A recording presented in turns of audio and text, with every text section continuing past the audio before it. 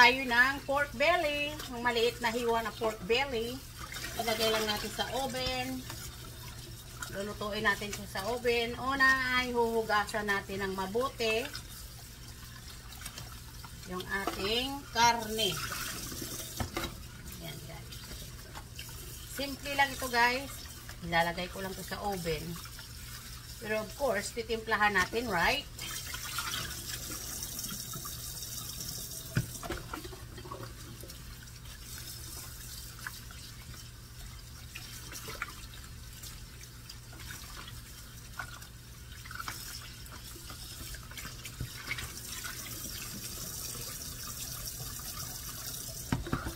Ayan guys, tapos ko na siyang hugasan ng tubig. Ngayon ay huhugasan natin ng suka. Nakauna yung aking oven ng 375. Suka guys, white vinegar. Ayan. Parati ko talaga hinuhugasan ng suka ang aking mga baboy na niluluto. Para matanggal yung mga extra dumi dyan. Kailangan. At nagpapadagdag din ito ng lasa. Kasi pagkatapos ko ito hugasan ng suka, hindi ko na siya babanlawan.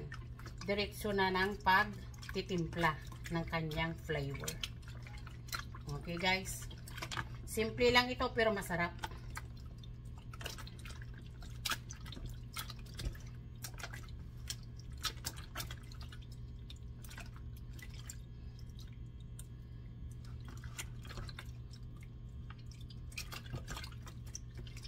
Pakita ko sa inyo kung ano yung sinasabi ko pagkatapos nyong hugasan ng suka yung inyong mga baboy.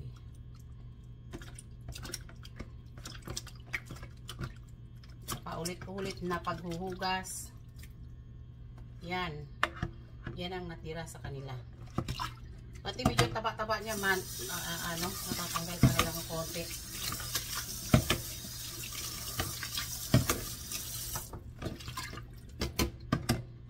Yung iba nilalaga muna bago mino-oven o kaya piniprito.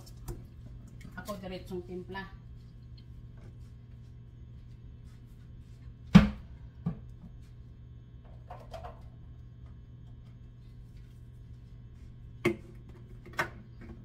Lagyan natin ng garlic powder. Marami. Yan.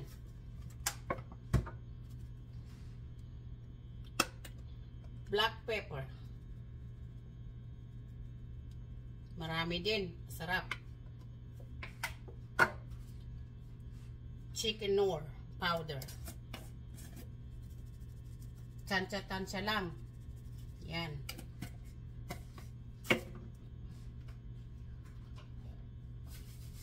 At lagyan natin ng asin. Tansya-tansya lang din. Kasi nilagyan na natin ng Chicken Knorr. Mayroon ng lasa yun. May asin na. At itong magic sarap. Pampalasa.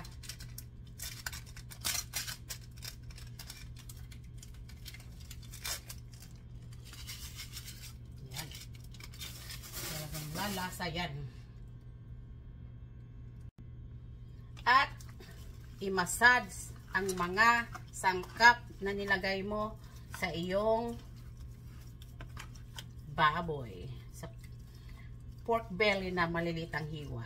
Gusto ko ito kung nagmamadali kang magluto ng pork belly. Ay ito ang lulutuin nyo. Yung maliit ang hiwa, hindi malaki. Mayroon din ako nabiling malaki. Yun ay ibababad ko muna at bukas ko pa siya lulutuin. Para lalo siyang masarap.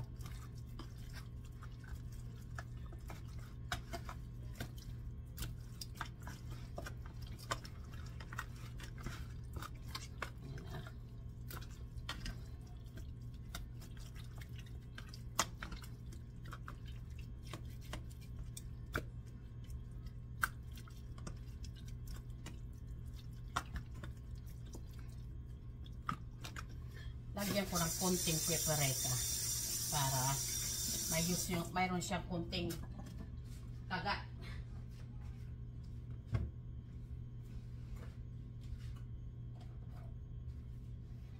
ko kung naglalagay kayo nito.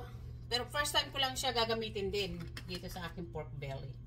Para may kunti siyang hanghang. Ayan.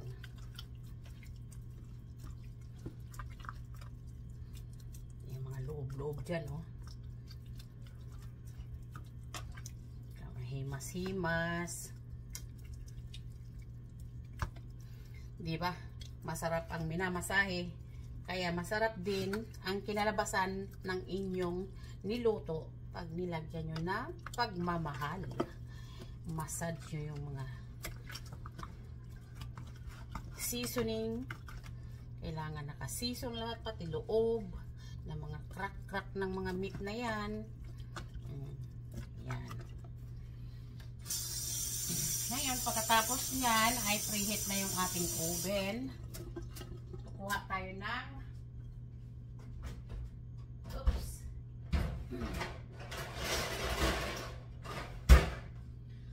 rack. At panhulog. Pan ng para hindi tulo ang mantika directly sa yan, teka, parang hindi nyo yata nakikita, sandali lang, usin natin yung ating camera. Ayun guys, ayan, oops, sorry. Dito na natin i-latag to.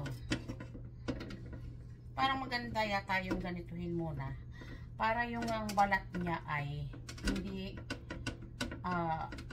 matuyo kaagad.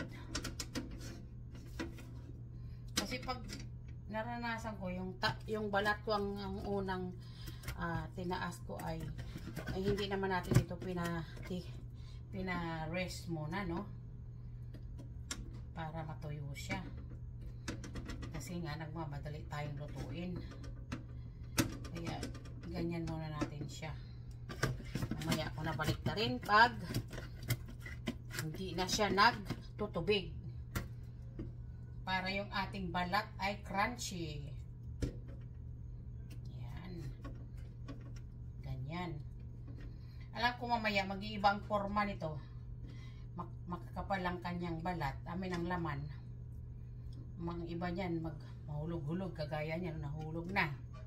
Hindi siya ganun magporma. Mamaya pag naluluto niya yan, habang naluluto parang nangunguyot, di ba? Yung laman lumiliit. Ayan. Ganyan. Ilagay natin sa oven nang siguro mga 2 oras lang ito kasi maliliit na ang hiwa. Okay guys, at doon na tayo pupunta sa oven ko. Naka-on na yan.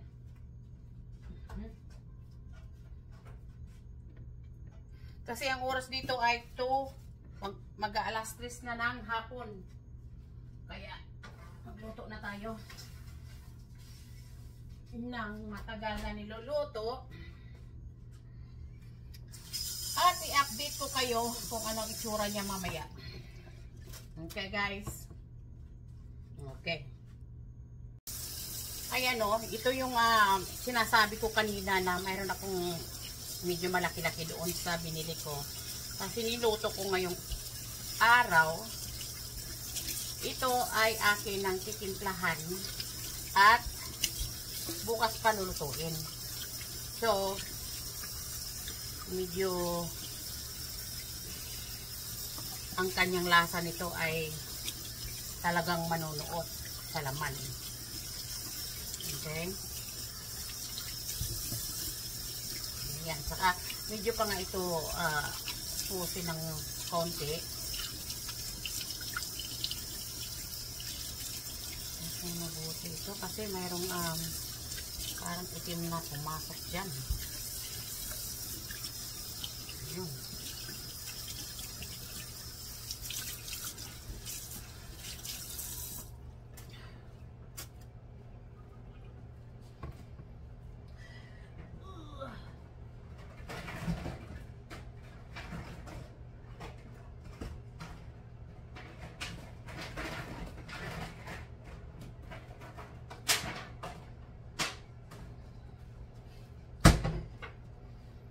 Lagay natin dito. Ang pinakamalaki nating lalagyan ito.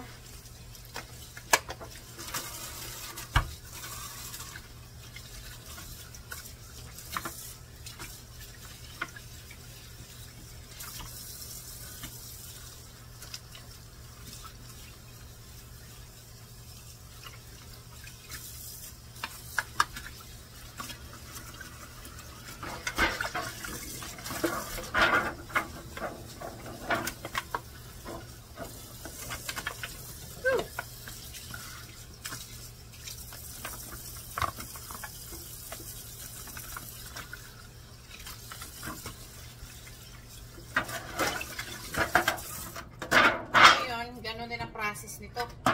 Hugasan ng suka.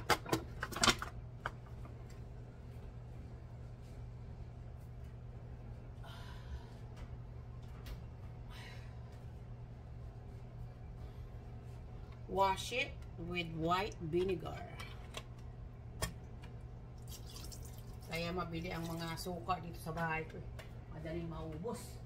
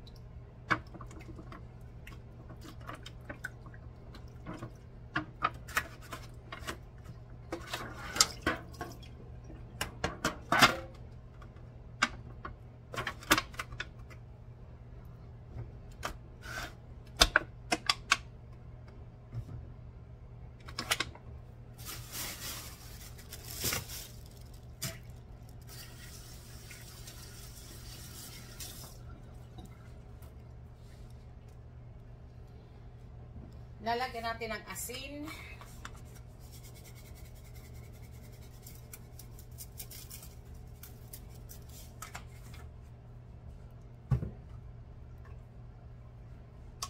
Garlic powder.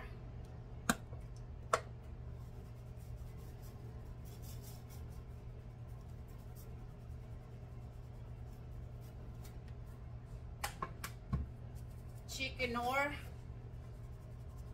Kailangan ko na bumili ng chicken-or ko. Wala na naman tong ano. Yeah guys, yan yung ginagamit ko yan talaga sa lahat ng mga niluluto ko, yung chicken-or ko. At black pepper. Pati black pepper parang wala na rin. Galing na ako ng tindahan, hindi ko maalala kung anong mayroon ako, wala. Oo.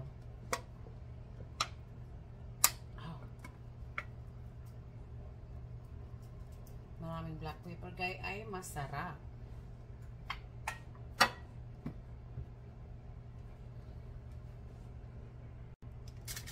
At optional lang naman ito. Lalagay tayo ng magic sarap.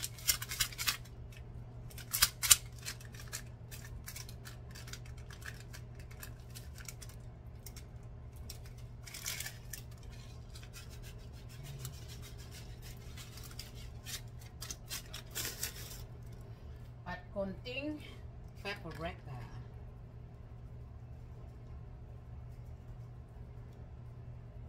Okay. At kailangan ay ma-massage sa kanyang katawan at mga gilid.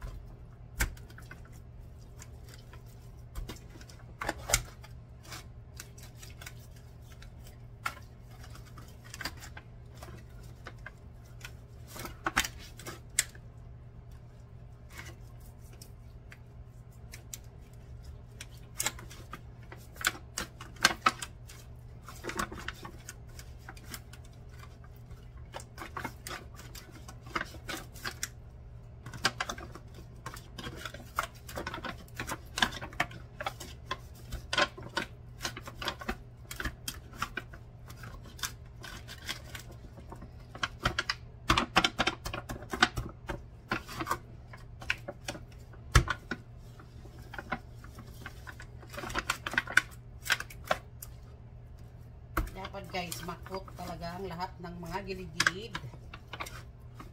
Para lahat ng kagat nyo ay malasa.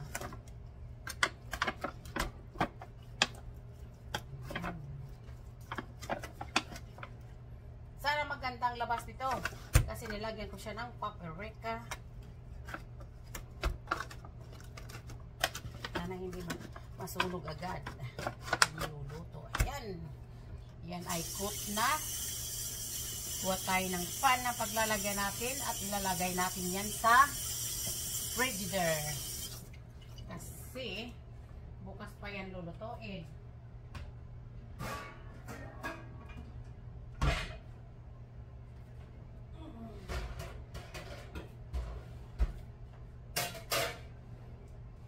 Ayan.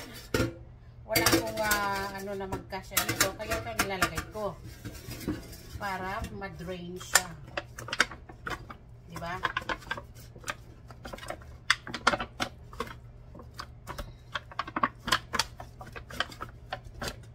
Ngayon ay ganito natin siya ilagay dito. Yan. Hindi siya nakadikit doon sa ilalim ng pan. Kasi gusto nga natin na hindi matuyo itong ating pork belly. Ayan, kasyang-kasya. Ayan. Update ko kayo bukas. Ayan guys, tingnan natin yung ating pork belly. Ayan, nangatumba na. Ayan. Maya, baliktarin ko yan. Okay guys, update. Guys, luto na yung aking pork belly. Sa susunod, hindi ko na siya lalagyan ng paprika. Nangingitim siya. O, tingnan nyo. Yep. Kainan na, guys. Alright, guys. Thank you for watching for my pork belly video. Guys, tingnan nyo yung aking ginayat na pork belly kagabi. Tinimplahan ko siya at nilagay ko siya sa fridge para matuyo ng konti ang kanyang balat o kaya yung laman bago natin niluto ngayong umaga sa oven. Ayan guys. Lamig ko muna ng konti at mamaya ay ibabalik ko siya sa oven ng mga 20 minutes para maging crunch lalo ang kanyang balat. Ayan. Guys, ito yung partner ng aking pansit. Pork belly in a oven. Ayan guys. Mukha siyang sunog pero hindi siya sunog kasi nilagyan ko ng paprika yan eh. Kaya ganyan ang itsura. It's time to eat guys. Ayan guys, yung aking dinner tonight. We have pansit and pork belly in the oven. Alright guys, that's it. Thank you for watching. See you next video. Everyone have a blessed day.